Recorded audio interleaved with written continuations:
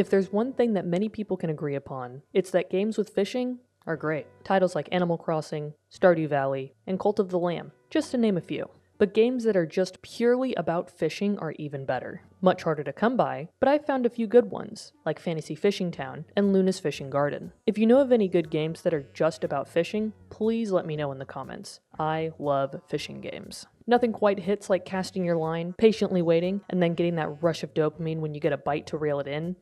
And it's trash. Oh well, let's do it all over again. And then a few more times over the next several hours. Can't forget to upgrade your fishing rod and buy better bait. Before you know it, it's been 7 hours, the sun has gone down, and you've completely forgotten to eat dinner.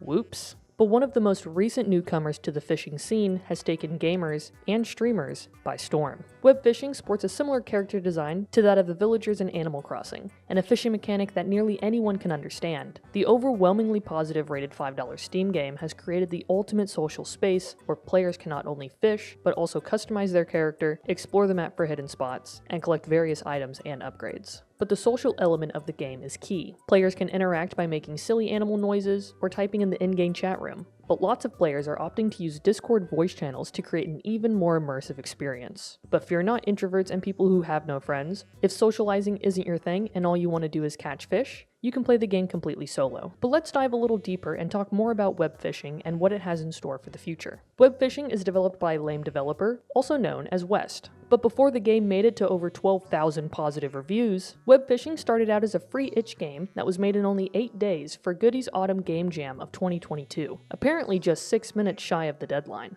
It placed 43rd out of 369 entries with an overall rating of 3.75, but it did place 7th for the Cozy score with a rating of 4.33. West wouldn't come back to working on the game until June of this year, deciding to rewrite it from the ground up. It was officially added to Steam to be wishlisted on August 14th and became available for purchase on October 11th. Since its release, West has doubled their Twitter following, the Reddit page has 6.1 thousand members, and the Discord server has over 16,000 members and counting. Nearly every time I refresh the server, there are at least 1 to 2 new members. The server isn't just some hub for people to ask questions either, with 8 voice channels for members to group up in, and several channels dedicated to questions and support, lobby code sharing, and fan art. There's always a conversation happening somewhere in this server. But what could be going on in this game that captivated so many people? Starting with, what is the main game mechanic of web fishing?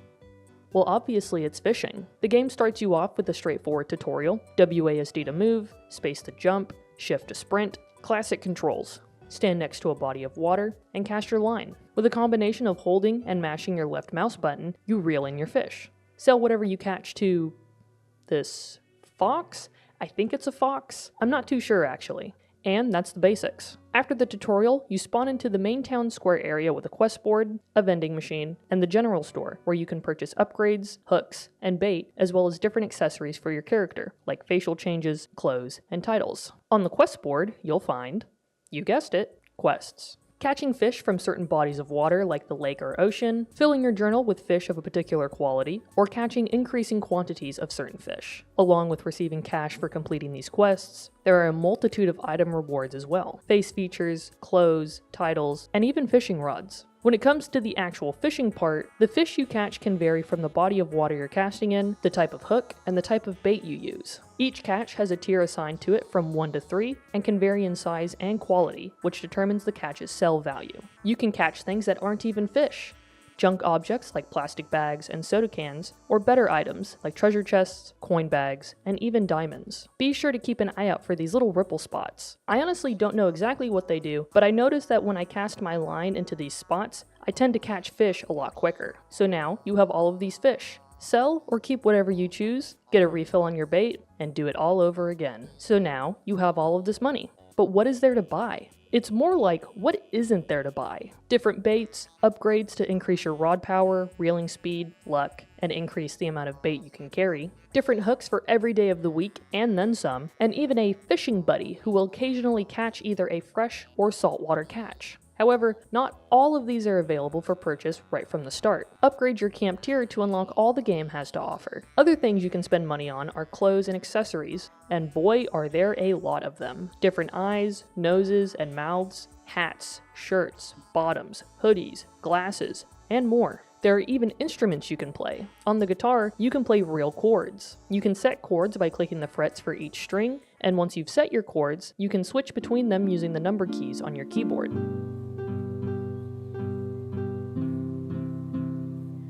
Currently, there are only guitars and a tambourine available, but I can foresee many different options becoming available in future updates. But playing guitar isn't the only artistic thing you can do in this game. Purchase varying colors of chalk and draw all over the pavement. Players are so creative, but best of all, if you go exploring, you can find the best shop. The Dock Shop. What does the Dock Shop sell that's so great? Scratch off lottery tickets. That's right, this game has gambling. With 3 different levels of scratch-off tickets, you're sure to win. Aw, dang it. Eventually, the Dock Shop also sells a metal detector that you can use while walking around to find buried items, like buttons, coins, or soda tabs? I'll keep searching to see if I can find anything cooler. These are the only items I've found while metal detecting. The Dock Shop is also where you can purchase props. Props are items and decorations you can place around the map and interact with. These include a picnic blanket, a boombox that plays royalty-free music, a green screen, and even a toilet. If you're feeling a little thirsty, be sure to hit the vending machine to get some Catcher's Cola that can give you a boost in experience, catch rate, and reel speed. Or a speed Slurpee that can help you hit top sprinting speeds to get around the map. Perhaps crack open a bottle of the Red Carpernet Savion wine. I think I said that right. So many fun things to buy, but so little money. Of course, no game is perfect. There are a handful of things I'd love to see added to the game, starting with a map. I know the area isn't very big, I know, but I tend to get lost very easily because a lot of things in this game kind of look the same. All I ask is just a little map that I could pull up that shows where I am, and possibly where my friends are. That would be amazing. I also love that it rains, but sometimes it only lasts a few seconds, and I don't even have time to get my rod in the water. I'd love to see other options, like cloudy weather, and maybe even snow. A bigger idea would be to add boats to go out into the ocean a little bit, or maybe to the middle of the larger lake. Some people have a more negative view of the game. Now, let's look at some of the negative reviews people have about this game that are basically just absolute bullshit. If you're not into identity politics, then this would be one to avoid. This game has a lot of that in the form of cosmetics, worn items, titles, etc. Only furries play this game, so everyone is antisocial and refuses to talk except maybe quoting an unfunny meme or something. The developer seems to want this since so many of the cosmetics are sexual. Also, this is the worst and most boring fishing I have ever seen in any game. It may as well be automatic with how unengaging and boring it is. Hold left click and then press it 3 times, then hold it more. Yawn. LMAO, gay shirts. Fine, but there's no need for the queer stuff in this game. Stop adding real-world problems to games. Important note if you have kids, this is not a kids game. It is always disappointing to see a furry-made game have needless horny garbage in it. Is it really so hard to keep your own sexual interests out of your game? Absolutely freaking disgusting. Rather than people chilling and hanging out in lobbies, they're getting into suggestive RPs and various other uncomfortable activities. I've heard some horror stories about the Discord server as well. It's freaking bad. Lol. It's a decent-ish looking game, with an annoyingly slow movement speed, an empty map with barely anything to do, and an annoying button mash mechanic for the fishing system, and a pretty toxic player base. No thanks. It seems like people really hate the, quote, gay furry stuff, end quote, in this game. The gay furry stuff in question is actually just a handful of shirts and titles. And I guess since you play as either a cat or a dog, that makes the player a furry?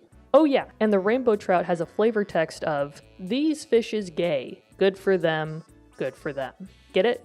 Because it's a rainbow trout?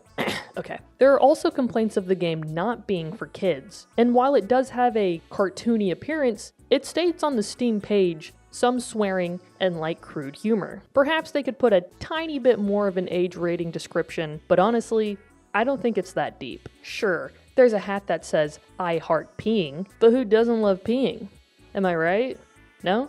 Okay.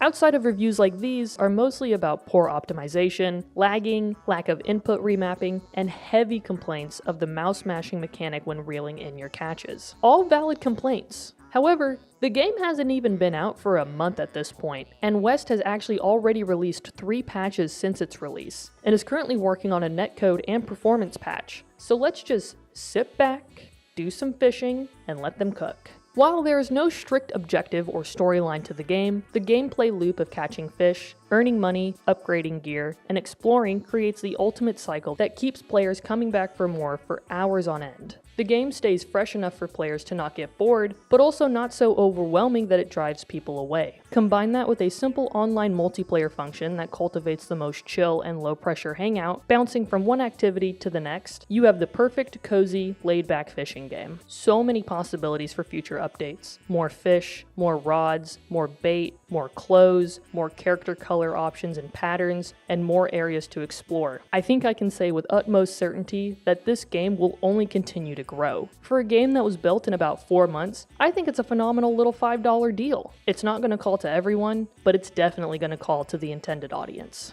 Thank you so much for watching. If you enjoyed the video, please leave a like, and if you enjoyed your time here and want to see more videos from me in the future, be sure to subscribe. Have a great day.